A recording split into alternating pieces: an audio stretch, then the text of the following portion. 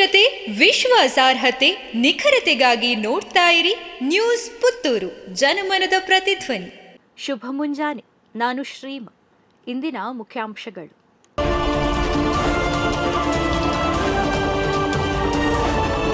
ನೀವು ಉದ್ಘಾಟಿಸುತ್ತಿರುವುದು ಬಿಜೆಪಿ ಅವಧಿಯಲ್ಲಿ ಬಂದ ಅನುದಾನ ಕಾಮಗಾರಿಗಳು ಎಂದು ಹೇಳಿಕೆ ನೀಡಿದ ಭಾಗೀರಥಿ ಮುರುಳಿ. ಶಾಸಕ ಅಶೋಕ್ ರೈ ಅವರು ಈ ಹಿಂದೆ ಬಿಜೆಪಿಯಲ್ಲಿದ್ದಾಗ ಸುಳ್ಯದ ಅಭಿವೃದ್ಧಿಯನ್ನ ಶ್ಲಾಘಿಸುತ್ತಿದ್ದರು. ಈಗ ಕಾಂಗ್ರೆಸ್ ಸೇರಿ ಸುಳ್ಯ ಅಭಿವೃದ್ಧಿ ಆಗಿಲ್ಲ ಎನ್ನುತ್ತಿದ್ದಾರೆ. ಜ್ಞಾನದ ಕೊರತೆಯ ಕಾರಣಕ್ಕೆ ಅವರು ಹೀಗೆ ಹೇಳಿಕೆಗಳನ್ನು ನೀಡುತ್ತಿದ್ದಾರೆ ಎಂದು ಶಾಸಕಿ ಭಾಗೀರಥಿ ಮುರುಳ್ಯ ಅಣಕಿಸಿದ್ದಾರೆ. ಸುದ್ದಿಗೋಷ್ಠಿಯಲ್ಲಿ ಈ ಸಂಬಂಧ ಮಾತನಾಡಿದ ಅವರು, ಸುಳ್ಯ ವಿಧಾನಸಭಾ ಕ್ಷೇತ್ರದ ಅಭಿವೃದ್ಧಿಯ ಬಗ್ಗೆ ಶಾಸಕ ಅಶೋಕ್ ರೈ ನೀಡಿರುವ ಹೇಳಿಕೆಯನ್ನು ನಾನು ಖಂಡಿಸುತ್ತಿದ್ದೇನೆ. ಅವರಿಗೆ ಈ ಹಿಂದೆ ಕಾಣಿಸಿದ ಅಭಿವೃದ್ಧಿ ಈಗ ಕಾಣಿಸುತ್ತಿಲ್ಲ. ಸುಳ್ಯ ಅಭಿವೃದ್ಧಿ ಆಗಿಲ್ಲ ಎನ್ನುವವರು ಒಮ್ಮೆ ಸುಳ್ಯಕ್ಕೆ ಬಂದು ಪರಿಶೀಲನೆ ಮಾಡುವಂತೆ ಟಾಂಗ್ ನೀಡಿದ್ದಾರೆ. ನೀವು ಪುತ್ತೂರಿಗೆ ಎಷ್ಟು ಅನುದಾನ ತಂದಿದ್ದೀರಿ? ನೀವು ಈಗ ಉದ್ಘಾಟನೆ ಮಾಡುತ್ತಿರುವ ಯೋಜನೆಗಳು ಈ ಹಿಂದೆ ಬಿಜೆಪಿ ಶಾಸಕರಿಂದ ಅವಧಿಯಲ್ಲಿ ಮಂಜೂರಾದವು ಎಂದು ತಿರುಗೇಟು ನೀಡಿದ್ದಾರೆ. ಹಾಗೆಯೇ ಅಶೋಕ್ ರೈ ಅವರು ತಮ್ಮ ಸಾಧನೆಯನ್ನ ಅಭಿವೃದ್ಧಿ ಕೆಲಸಗಳನ್ನು ತೋರಿಸಿ ಎಂದು ಸವಾಲಿಸಿದ್ದಾರೆ. ವರ್ಕ್ ಫ್ರಂ ಹೋಮ್ ಆಮಿಷವೊಡ್ಡಿ 20.62 ಲಕ್ಷ ರೂಪಾಯಿ ವಂಚನೆ.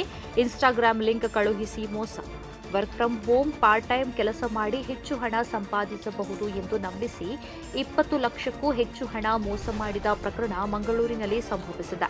ಇನ್ಸ್ಟಾಗ್ರಾಂನಲ್ಲಿ ಬಂದ ಸಂದೇಶವನ್ನ ನಂಬಿ ವ್ಯಕ್ತಿ 20,62,713 ರೂಪಾಯಿ ಕಳೆದುಕೊಂಡ ಬಗ್ಗೆ ಬಜ್ಪೆ ಪೊಲೀಸ್ ಠಾಣೆಯಲ್ಲಿ ಪ್ರಕರಣ ದಾಖಲಾಗಿದೆ. ಮೇ 6ರಂದು ಇನ್ಸ್ಟಾಗ್ರಾಂ ನೋಡುತ್ತಿರುವಾಗ ಬಂದ ಸಂದೇಶವನ್ನ ಕ್ಲಿಕ್ ಮಾಡಿದಾಗ ವಾಟ್ಸ್ಆಪ್ ತೆರೆದುಕೊಂಡಿದೆ. ಬಳಿಕ ಸಂಪರ್ಕಕ್ಕೆ ಬಂದ ಅಪರಿಚಿತ ವ್ಯಕ್ತಿ ಟೆಲಿಗ್ರಾಂನಲ್ಲಿ 3 ಲಿಂಕ್ ಕಳುಹಿಸಿ ರೆಸ್ಟೋರೆಂಟ್, ಸ್ಥಳ, ಹೋಟೆಲ್ಗಳನ್ನು ಲೈಕ್ ಮಾಡಿ 5 ಸ್ಟಾರ್ಗಳನ್ನು ಕೊಟ್ಟು ಕಮೆಂಟ್ ಮಾಡಿ ಎಂದ. ಅಲ್ಲದೆ ಸ್ಕ್ರೀನ್ ಶಾಟ್ ಕಳುಹಿಸಿ ಮನೆಯಿಂದಲೇ ಹಣ ಸಂಪಾದಿಸಬಹುದು ಎಂದು ತಿಳಿಸಿದ್ದ. ಬಳಿಕ ಮೀನಾ ರೆಡ್ಡಿ ಎಂಬ ಟೆಲಿಗ್ರಾಂ ಖಾತೆದಾರೆ ಬ್ಯಾಂಕ್ ವಿವರ ಪಡೆದುಕೊಂಡಿದ್ದಾಳೆ. ವಿವಿಧ ಟಾಸ್ಕ್ಗಳಿಗೆ ಹಂತ ಹಂತವಾಗಿ ನೀಡಿ 120-200 ರೂಪಾಯಿಗಳನ್ನು ವರ್ಗಾವಣೆ ಮಾಡಿದ್ದಾಳೆ. ಹೀಗೆ ಹಲವು ಮಂದಿ ತನ್ನಿಂದ 20,62,713 ರೂಪಾಯಿಯನ್ನ ವರ್ಗಾವಣೆ ಮಾಡಿಸಿಕೊಂಡು ವಂಚಿಸಿದ್ದಾರೆ ಎಂದು ದೂರಿನಲ್ಲಿ ತಿಳಿಸಲಾಗಿದೆ.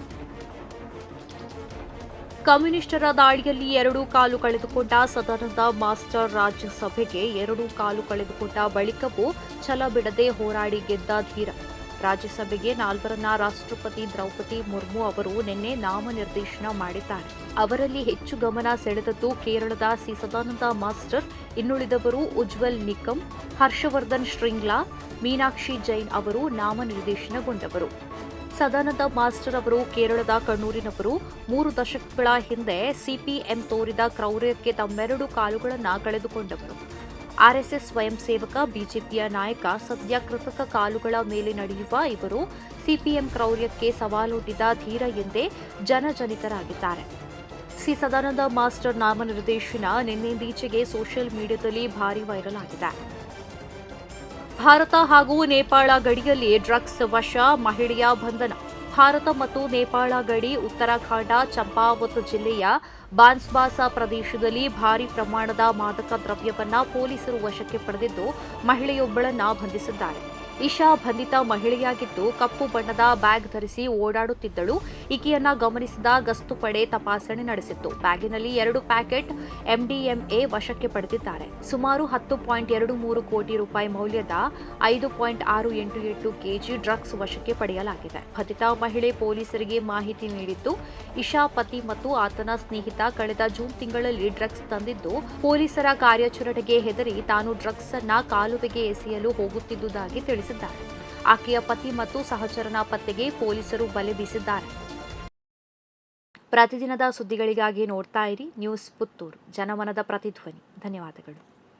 ವಸ್ತುನಿಷ್ಠತೆ, ವಿಶ್ವಾಸಾರ್ಹತೆ, ನಿಖರತೆಗಾಗಿ ನೋಡ್ತಾ ಇರಿ ನ್ಯೂಸ್ ಪುತ್ತೂರು, ಜನಮನದ ಪ್ರತಿಧ್ವನಿ.